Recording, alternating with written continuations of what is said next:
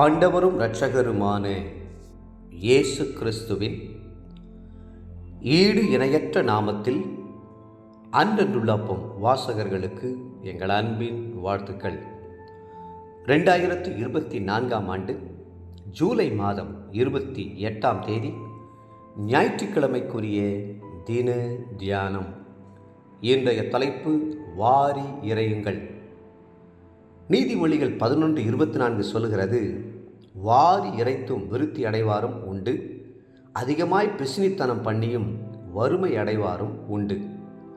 ஒரு முறை ஒரு போதகர் எங்களுடைய ஆலய கட்டுமான நிதிக்காக என் விசுவாசிகளிடத்தில் பணம் வசூலிக்க படாத பாடுபட்டு விட்டேன். இறுக்கி பிழிந்தால்தான் தண்ணீரை கொட்டும் ஸ்பாஞ்சை போல பலர் இருக்கிறார்கள். வேறு சிலர் கண்மலையைப் போல இருக்கிறார்கள். மோசேயின் கோலை கையிலே எடுத்து அடி அடி என்று அடித்தால்தான் அவர்களிடமிருந்து தண்ணீர் வருகிறது என்று வேடிக்கையாக சொன்னார்.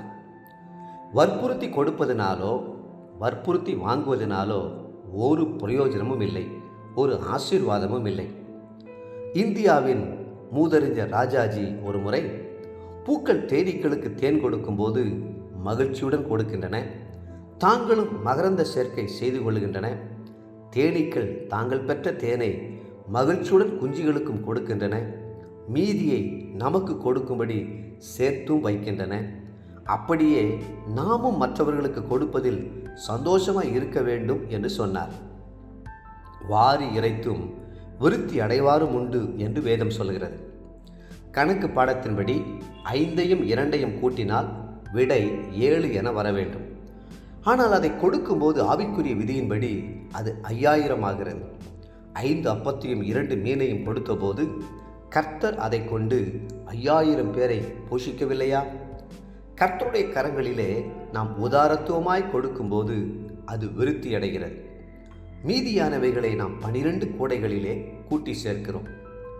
ஒரு வேடிக்கையான கதை சொல்லுவார்கள். மற்றவர்களுக்கு வாரி இறைக்கக்கூடிய ஒரு மனுஷன் மிகவும் நோய்வாய்ப்பட்டு மருத்துவரிடத்தில் வந்தான்.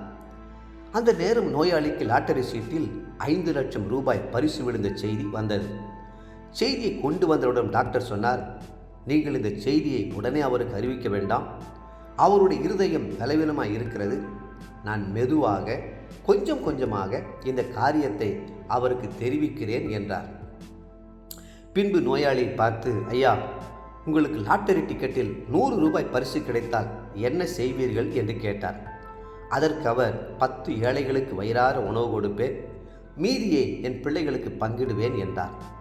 முடிவாக டாக்டர், உங்களுக்கு 5 லட்சம் ரூபாய் விழுந்திருக்கிறது என்று வைத்துக் கொள்ளுங்கள், அப்படியானால் என்ன செய்வீர்கள் என்று கேட்டார்.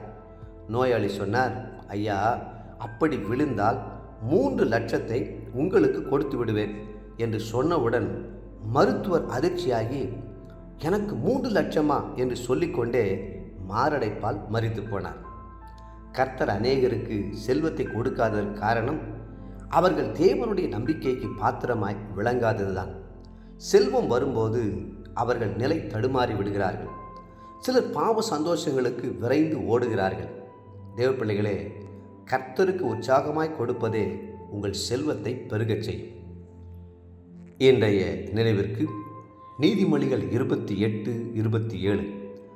தரித்திரருக்கு கொடுப்பவன் தாழ்ச்சி அடையான், தன் கண்களை ஏழைகளுக்கு விலக்குகிறவனோ அநேக சாபங்கள் வரும்.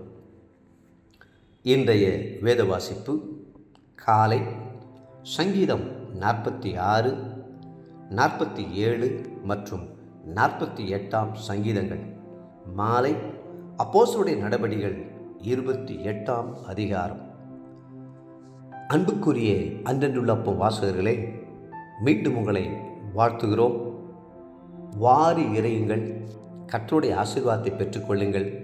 கர்த்தர் தாமே உங்களை ஆசீர்வதித்து மென்மேலும் உயர்த்துவாராக. ஆமேன்.